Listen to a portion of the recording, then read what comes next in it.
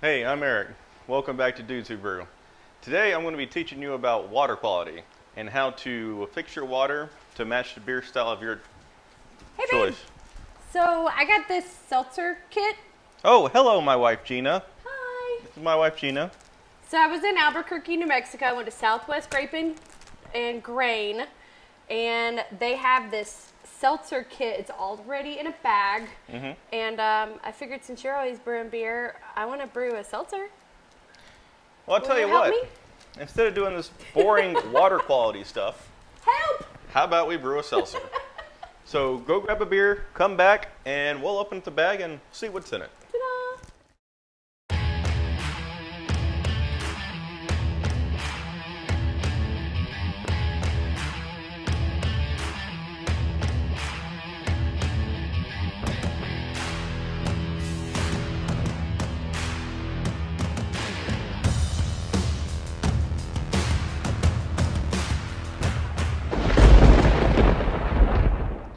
So my wife just got back from Albuquerque, New Mexico, and she went to Southwest Grape and Grain, local homebrew store out there.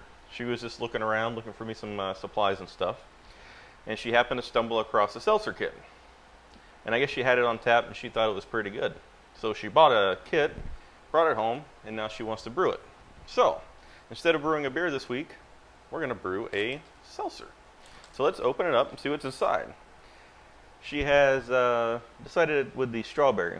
So this is a natural strawberry extract that we have. Oh man. We have a whole bunch of corn sugar that's going to feed the yeast. What is this? We have a yeast packet.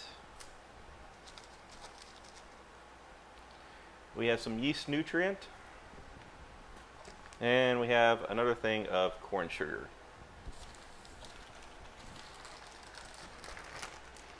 And that's it. So let's take it inside and see what we can do with it. So this is the bag that everything came in, and Southwest Grape and Grain, if you want to see them, their website is, that's totally backwards, but it's swggbrew.com, and they were awesome. They're amazing.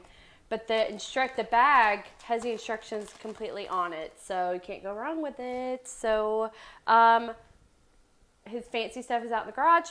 I decided let's do it in the kitchen because this will be pretty easy. That's what they all say, right? Famous last words. So first steps to sanitize all equipment. As per my husband, he says this is a pre-boil, so the pot is going to boil all the water out, and the water's gonna boil and sanitize everything, so we'll sanitize in a minute. But the second says bring 2 gallons of water to a boil on stove. So we're gonna do that.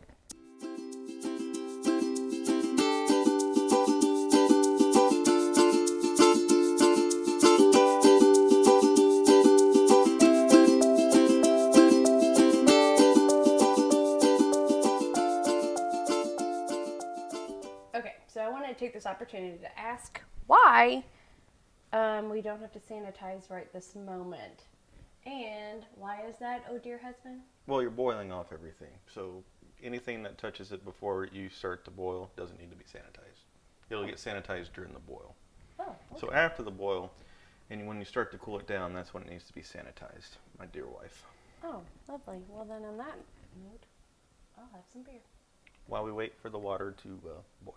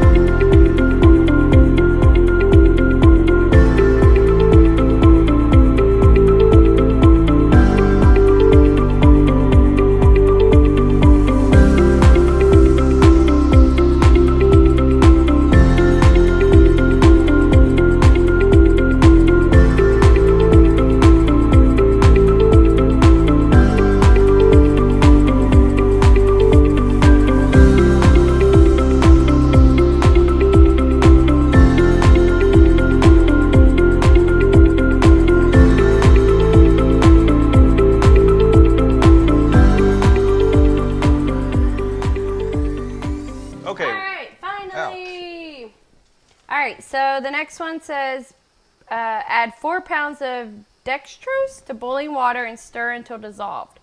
Turn off the stove once dextrose is fully dissolved. This won't take long. They conveniently put it in a 4-pound bag. So I'm going to, Eric has told me to slowly add it. It comes with another bag of extra dextrose, but we don't need this because we're going to keg it instead of bottle it later.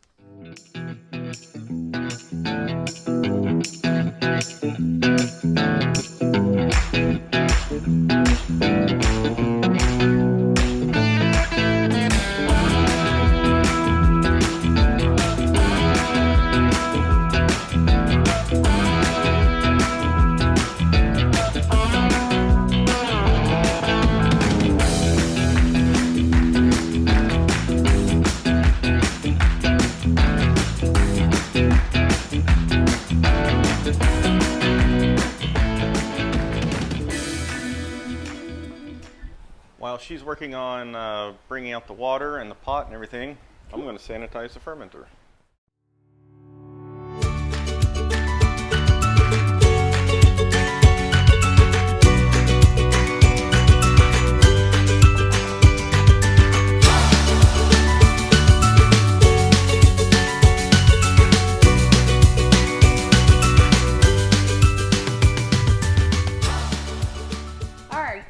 Step 4, add 3 gallons of cold purified drinking water purchased at the grocery store and throw in the fridge the night before so they're nice and cold. But we got cold ones at the gas station, so it says transfer liquid to fermenter. So we're going to do it before because our pot doesn't hold. I mean, it holds right at 5 gallons, and I just see a big mess happening. So sanitize the fermenter. So we're going to add the water that we just boiled with the dextrose, and let's add a thing of cold water in here first because this is plastic. Okay. And I don't know, that's pretty hot. So, alright. So let's start with so I'm going to sanitize the funnel. That's the word I'm looking for. Words. Excuse my drippage. There we go. All right. Yeah, I feel like it's gonna fall over. And this is Star Sand Sanitizer, and the saying is don't fear the foam. So the foam has no off flavors whatsoever. So the foam's not going to hurt this at all. Okay. Okay. Now we're going to add this. So I'll tell you what. Let me hold the funnel. I'm going to lift this up. Okay. And you can just open up that little valve right there. Oh, where's that? Handy dandy. Alright. And we got flow. Ooh, that's hot. Ooh, that's hot.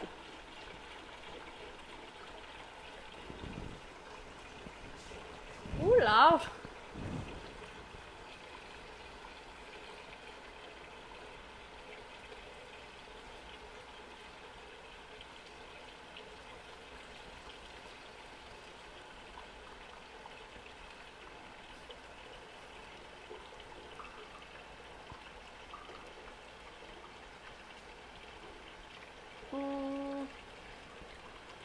Pretty good flow still.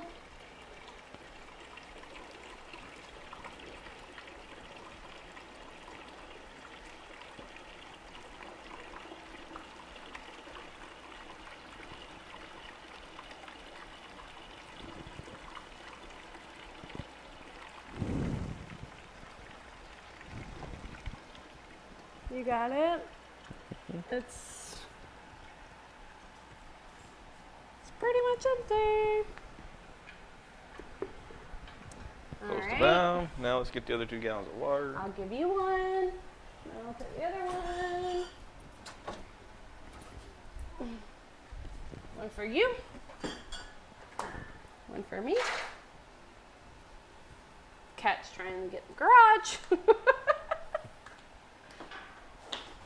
All right. Cheers. Cheers.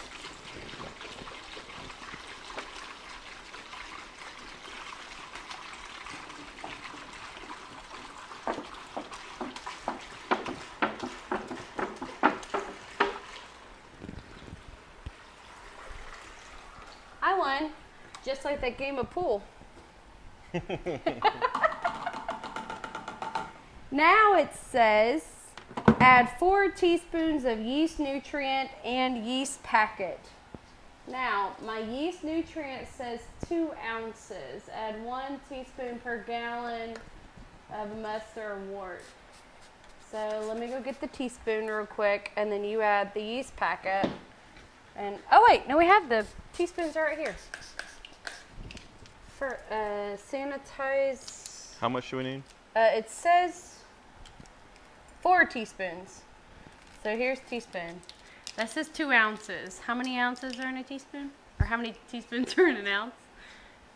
I would assume it's the whole pack. I think it's the whole pack. That looks like 4 teaspoons. That looks like 4 teaspoons? Yeah, so.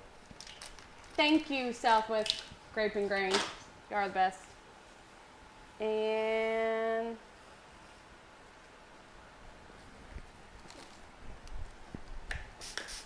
You sanitize everything after you get done boiling.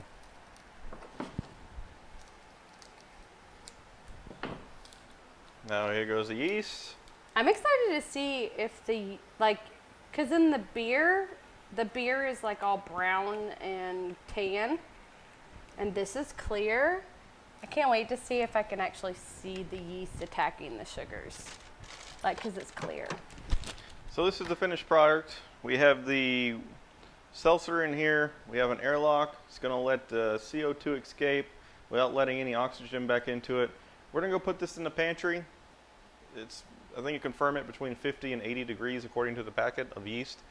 So we're going to let it sit in the pantry for about 2 to 3 weeks and then see what happens. After the 2 to 3 weeks, we're going to add the flavoring, which is the extract, and then we'll add it to the keg, let it keg for about, sit in the CO2 in the keg for just about a week, and then we should have alcoholic seltzer water. Sounds good to me. So if you've enjoyed this episode of Dudes Who Brew, don't forget, hit the subscribe button. Come back and see us for our future episodes. Thanks for watching. Cheers, guys.